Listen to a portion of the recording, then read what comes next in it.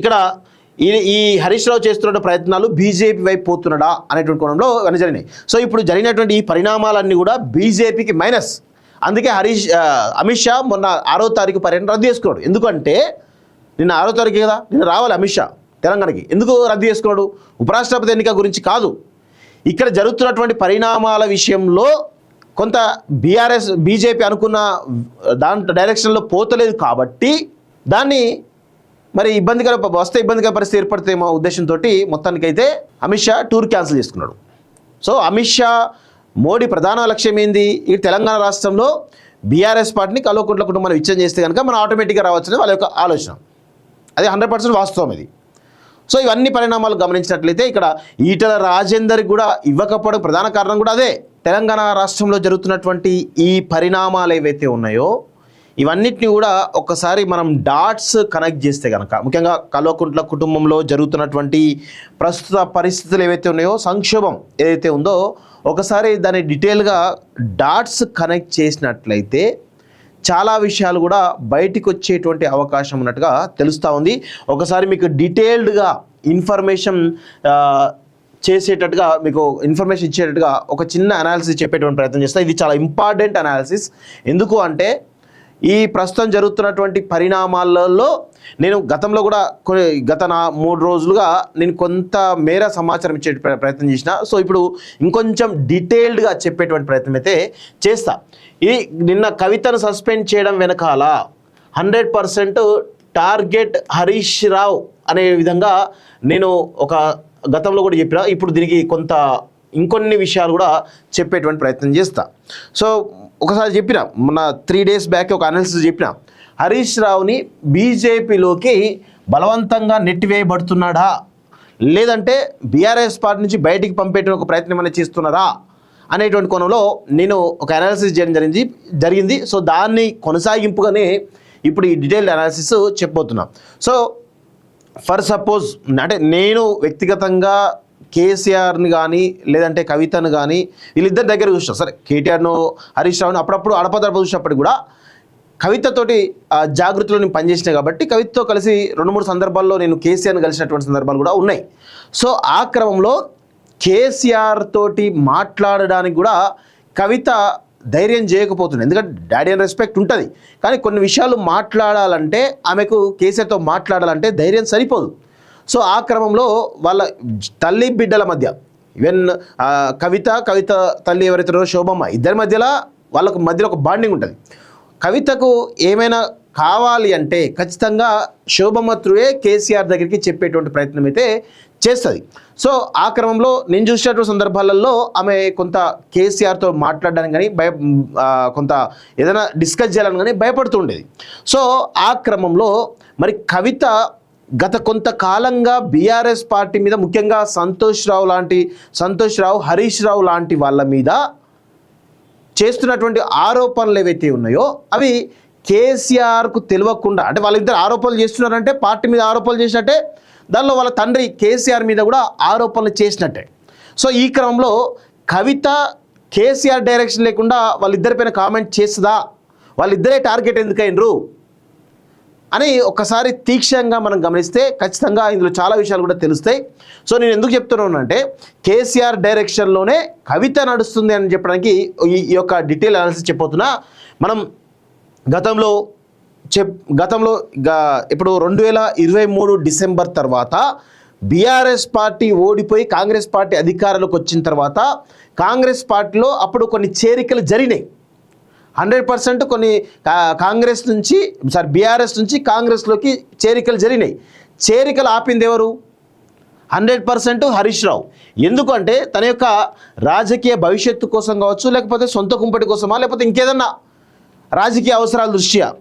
So Harish Rao గతంలో ఈ హైదరాబాద్లో ఉన్నటువంటి ఎమ్మెల్యేల ఇంటికి పోయినటువంటి విషయం వాస్తవం. అక్కడికి వెళ్ళి వాళ్ళను బుజ్జగించని చెప్పేసి మనం మీడియాలో చాలా సందర్భాల్లో చూస్తాం.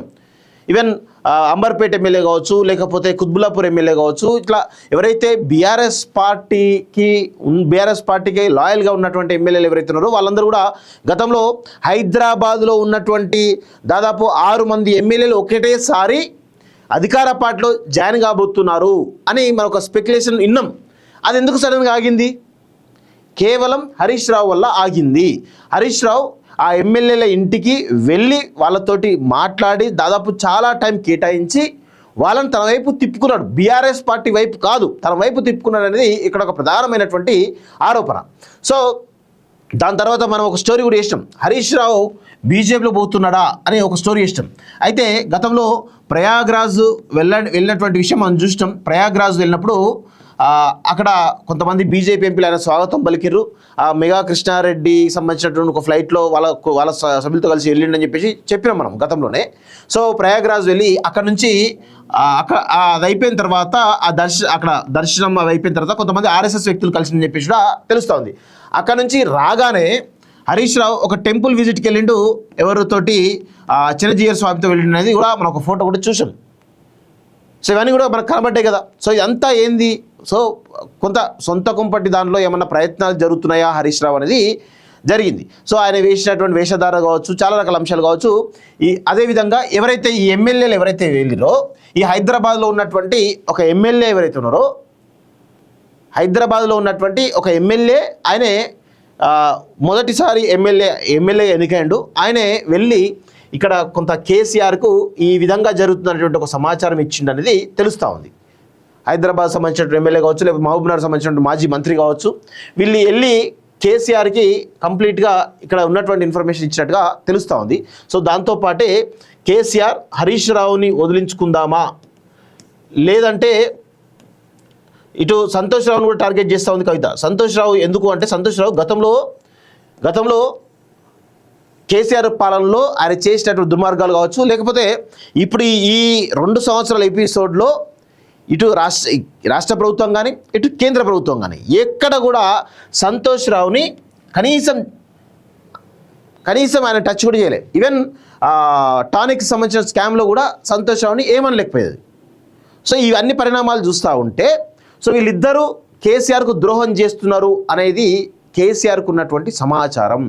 సో అందుకే ఇక్కడ కేసీఆర్తో పాటు కేసీఆర్, శోభమ్మ, ఆమె కేసీఆర్ వైఫ్ ఎవరైతున్నారో శోభ, అదేవిధంగా కేటీఆర్, కవిత, ఈ నలుగురు కూర్చొని బీఆర్ఎస్ పార్టీ ప్రస్తుతం జరుగుతున్న పరిణామాలు, వీళ్ళ మధ్య జరుగుతున్నటువంటి ఏవైతే వీళ్ళు చేసినటువంటి ప్రయత్నాలు ఏవైతున్నాయో అవన్నీ కూడా చూసిన తర్వాత సో కేసీఆర్ డిసైడ్ అయిపోయిండు, మీరు ఏదైనా ఎట్లా యాక్షన్ చేయాలంటే అట్లా యాక్షన్ చేసేసుకోండి, నేను మీకు పర్మిషన్ ఇస్తానని చెప్పేసి చెప్పినట్టుగా మనకు తెలుస్తూ ఉంది.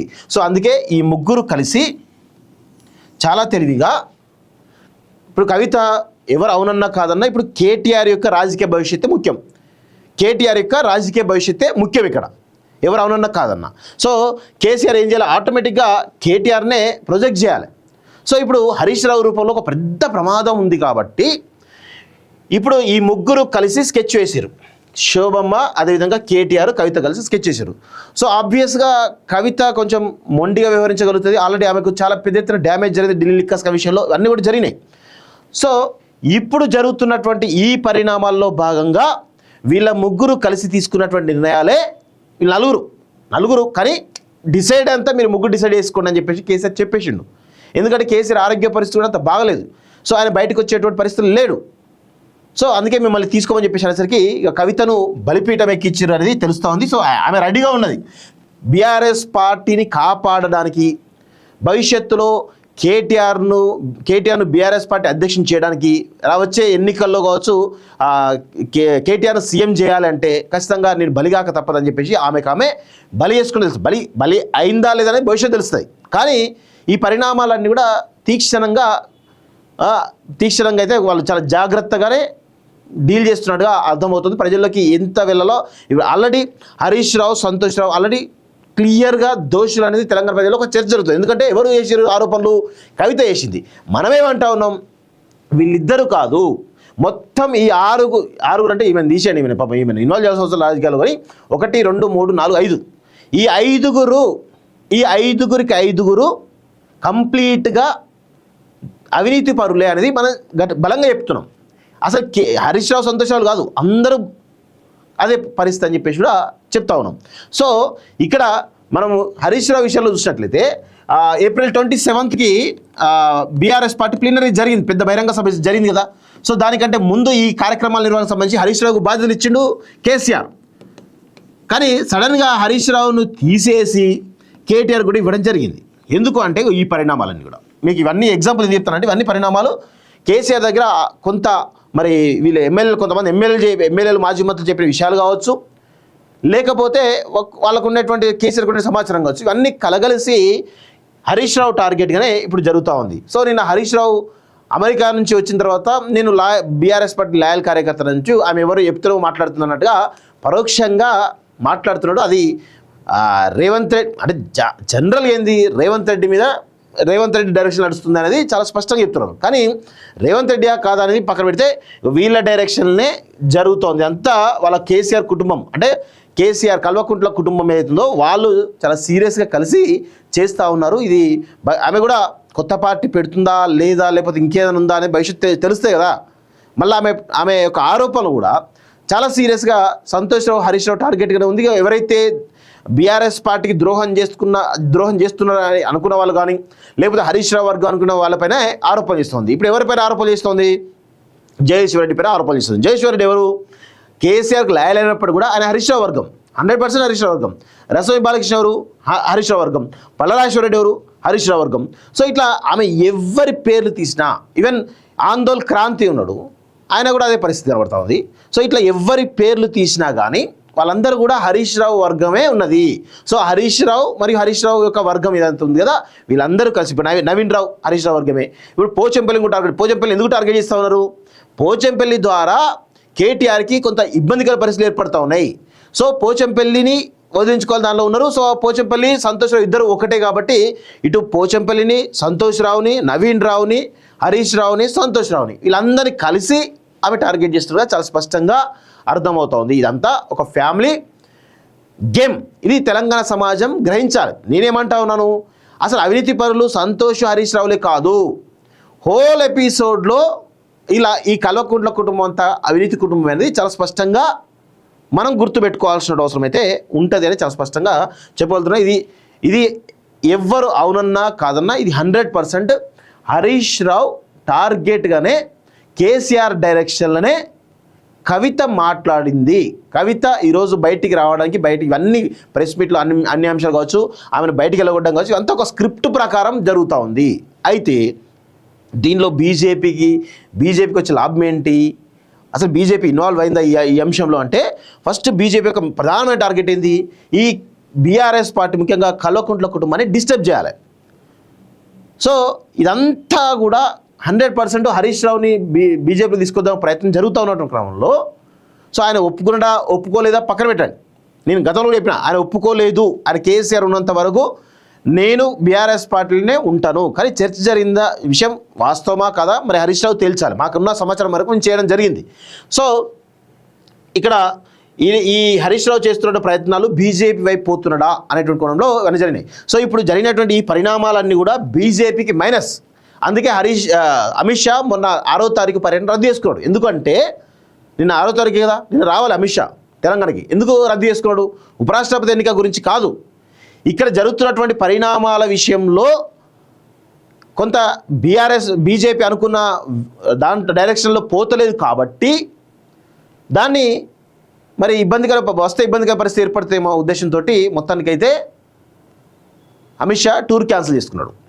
సో అమిత్ షా మోడీ ప్రధాన లక్ష్యం ఏంది? ఈ తెలంగాణ రాష్ట్రంలో బీఆర్ఎస్ పార్టీని కల్వకుంట్ల కుటుంబాన్ని విచ్ఛేదం చేస్తే కనుక మనం ఆటోమేటిక్గా రావచ్చని వాళ్ళ యొక్క ఆలోచన. అది 100% వాస్తవం ఇది. సో ఇవన్నీ పరిణామాలు గమనించినట్లయితే ఇక్కడ ఈటల రాజేందర్కి కూడా ఇవ్వకపోవడం ప్రధాన కారణం కూడా అదే. ఈటల రాజేందర్ కానీ రఘునందన్ కానీ ఇవన్నీ పరిణామాలు కూడా అవే.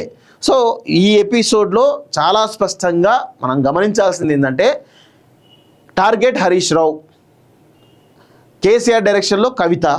ఇది వాస్తవం. ఇది ఎవరు అవునన్న కదా, ఇది వాస్తవం. సో ఇది అసలు విషయం మిత్రులారా. ఇది దయచేసి చాలా జాగ్రత్తగా గమనిస్తే ఇంకా చాలా విషయాలు ఉంటాయి, లోతులోకి పోతే చాలా విషయాలు ఉంటాయి. కానీ కొన్ని చెప్పలేం మనం బయటికి. సో అట్లా చెప్పలేం కాబట్టి కొంచెం మీరు డీటెయిల్గా అనలైజ్ చేసుకోగలిగితే మీకు ఈ విషయాలన్నీ కూడా తెలుస్తాయి.